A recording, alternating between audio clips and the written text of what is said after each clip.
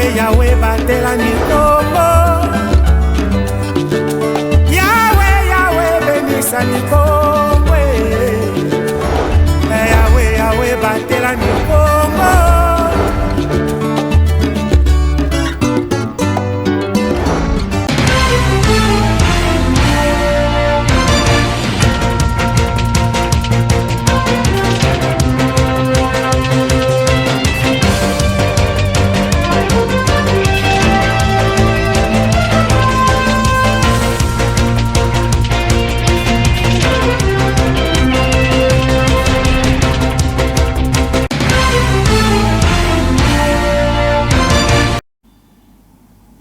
Très heureuse de vous savoir nombreux devant vos postes téléviseurs. Mesdames, Messieurs, bienvenue à cette édition du journal.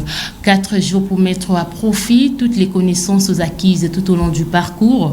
Les candidats finalistes du niveau secondaire ont démarré ce lundi 30 août 2021 les épreuves des examens d'État édition 2021 sur l'ensemble du territoire national avec 40% des filles, soit 40% des filles, 24 465 candidats participent à ces épreuves dans la province éducationnelle du Congo central.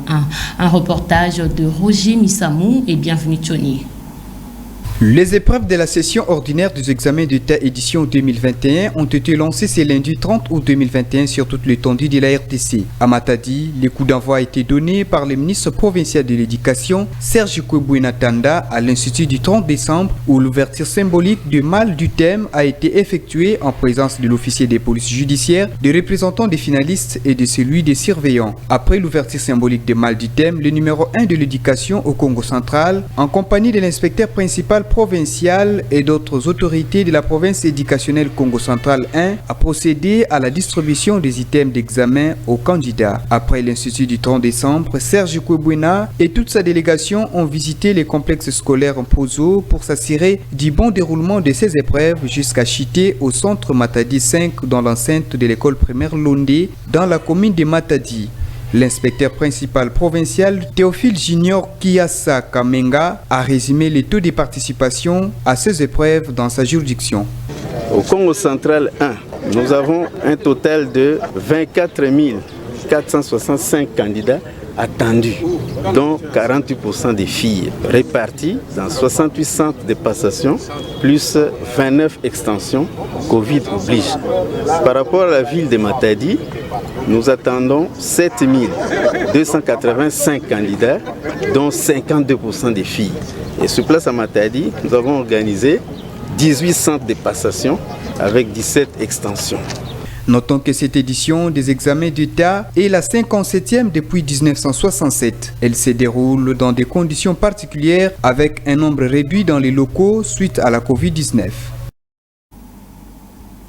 Restons dans ce chapitre des examens d'État édition 2021. Messieurs Serge Kouébana et Messieurs Théophile Junior Kassa, respectivement ministre provincial de l'Éducation et inspecteur principal provincial de l'EPST, ont éclairé l'opinion sur les dispositions prises pour le bon déroulement de ces épreuves qui sanctionnent la fin de la formation secondaire.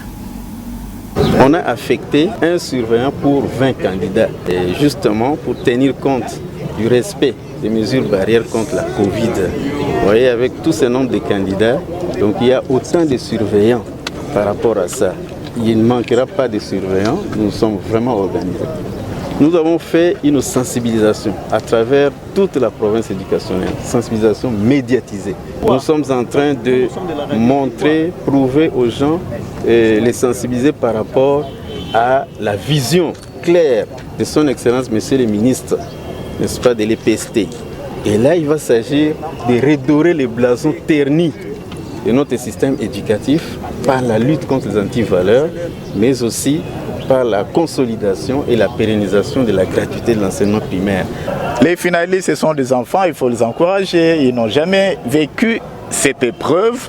Ils pensent que ça tombe du ciel, mais par contre, tous les aînés qu'ils ont vus devant sont passés par cette étape-là. Donc, nous leur avons dit que qu'ils considèrent ça comme un examen ordinaire, un examen de l'école. Le gouverneur nous a instruits pour demander aux IPP de laisser les enfants travailler, quitte à voir avec le parent comment régulariser cette situation. La cérémonie de la célébration de la journée internationale de la traite négrière et de son abolition s'est déroulée le dimanche 29 août au village Sianfoumou, à 12 km de la cité côtière de Mwanda, sous les hauts patronages du vice-premier ministre, ministre de l'Intérieur et Sécurité, et en présence de plusieurs autres personnalités de marque. Reportage.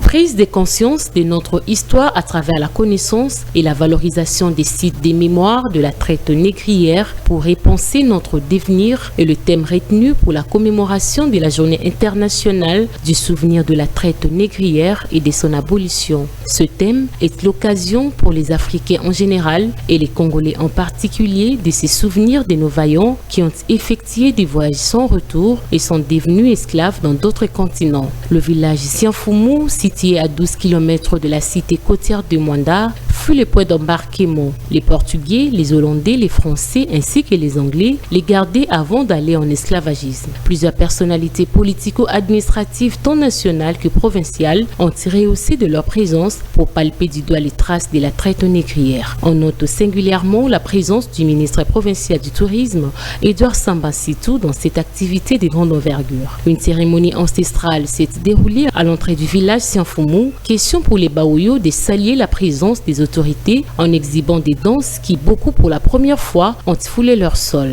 Chaque masque a véhiculé un message selon son rôle.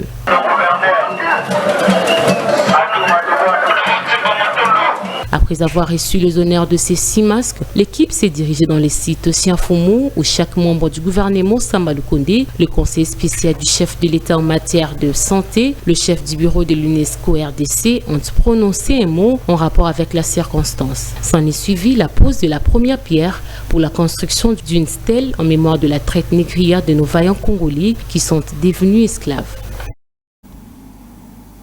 Dans ce même registre, le ministre provincial du Tourisme, Edouard Samba Sitou, et le vice-président de l'Assemblée provinciale du Congo central, honorable Nimi Samuel, ont livré leurs impressions sur le déroulement de cette activité, mais aussi l'importance de cette journée.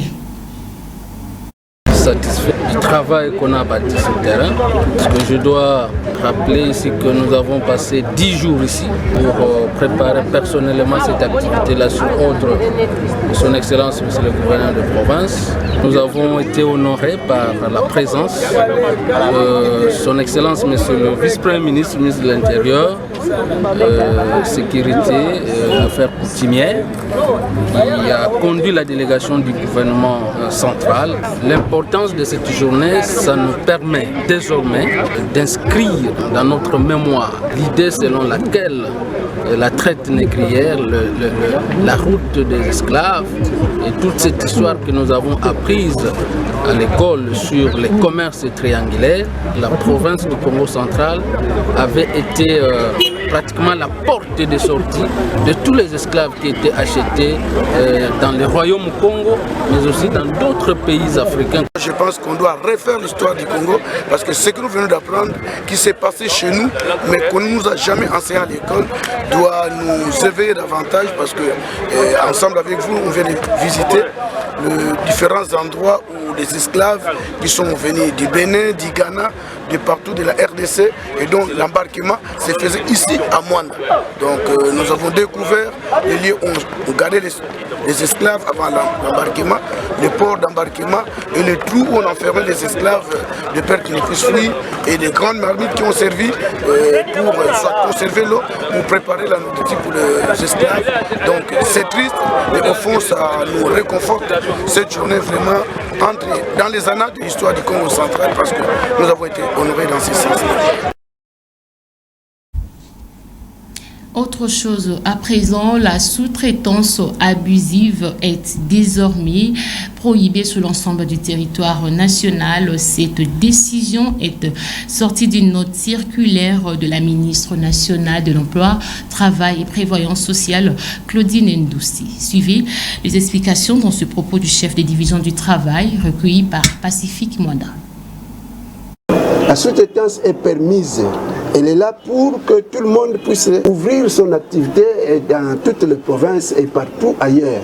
Mais seulement, Madame la ministre avait pointé sur le secteur commercial, là où se trouvent les magasins, les boutiques. Et c'est là où elle a insisté dans ce secteur que ce n'est pas n'importe qui peut aller sous-traiter dans ces entreprises parce que l'activité principale de l'entreprise, c'est le commerce général. C'est comme ça qu'elle a insisté elle-même que la sous-traitance dans ce secteur doit être réglementée et en suivant les actes posés par la note circulaire ici que voici. Vous trouverez dans un magasin où il y a des Libanais qui sont là, des Indiens ou des Chinois qui sont là, ils ont 4 travailleurs, croyant qu'ils sont en train de travailler pour leur entreprise alors qu'ils sont sous-traités. Et ces expatriés-là n'ont pas de travailleurs. Et c'est ce que dans la protection de la main-d'œuvre nationale et étrangère, il y a une interdiction à un expatrié de travailler sans pour autant avoir des travailleurs congolais. Sur ce, ils doivent suivre la réglementation que Madame la ministre venait de donner dans sa note circulaire 001, signée le 17 août 2021. Mais automatiquement, parce que les travailleurs congolais qui travaillent dans ces entreprises sont en train de se plaindre. C'est comme ça que Madame le ministre national avait pris une décision de vite agir pour que, immédiatement, que ces expatriés mettent en exécution cette décision. Rendons-nous en Tunisie à présent. La crise politique dure depuis 4 mois. L'activité du Parlement est suspendue et le chef de l'État conserve le plein pouvoir. Kaïs Saïed a reconduit l'état d'exception cette semaine. La société civile s'inquiète pour la démocratie dans le pays. Un reportage de TV5 Monde. La rentrée des classes n'a pas encore sonné, alors c'est en terrasse que Hedi et Minière, étudiants en droit, débattent. Hedi, 23 ans, lui, soutient la décision du président. Ancien élève de Kaïs Saïed, il est sûr qu'il n'a rien d'un dictateur en herbe. Il a invité les membres de la société civile pour prendre leur avis. Un dictateur, c'est quelqu'un qui n'écoute personne. Minière, elle, est plus inquiète. On ne doit pas tomber dans le piège, on ne doit pas être aveuglé par une personne qui a maintenant tous les pouvoirs. Jusqu'à quand on va rester dans cet état d'exception? Pour l'heure, les Tunisiens doivent se contenter de cette communication lapidaire. Dernière en date, ce message sur la page Facebook présidentielle, Kaïs Saïed prolonge l'état d'exception jusqu'à nouvel ordre. Dans cette librairie mythique du centre-ville, Amal est débordée par la rentrée, mais aussi par ces livres qui tentent de percer l'énigme Kaïs Saïed parmi les meilleures ventes désormais. Oui, parce que les gens ne sont pas tellement rassurés. Comme il a prolongé ce délai de 30 jours, là on commence à tiquer un peu. Comme il ne s'adresse pas aux médias, peut-être que la liberté d'expression va encore y revenir comme du temps de Ben Ali. Vous voyez nos craintes, on ne sait pas. On est dans l'expectative, mais dans l'expectative vraiment inquiétante. Enseignante universitaire spécialiste en droit constitutionnel, Salsabil Klibi a été durant 20 ans la collègue et amie de Kaïs Saïed. Lorsque j'ai appris qu'il postulait pour la présidence de la République, je ne vous cache pas, j'ai été surprise. Jamais elle n'avait imaginé qu'il deviendrait président, encore moins que le pays se retrouve un jour dans pareille situation. Je ne pense pas comme lui, je pense qu'il n'a pas respecté la Constitution. Personne ne peut se réjouir réellement de l'état d'exception, parce qu'effectivement, c'est un régime, n'est-ce pas, qui en fait met entre parenthèses les garanties constitutionnelles relatives aux droits et libertés. Ça, tout le monde doit être conscient de cela, et c'est pour ça, encore une fois, je répète, qu'il faut s'inquiéter. Plusieurs ONG, dont Amnesty International, ont dénoncé cette semaine la prolongation de l'état d'exception. Les Tunisiens, pour leur majorité, continuent de soutenir leur président. Fin de cette édition du journal. Mesdames, Messieurs, merci à vous d'avoir suivi. Et bon, sur les programmes, sur les antennes de la chaîne numérique.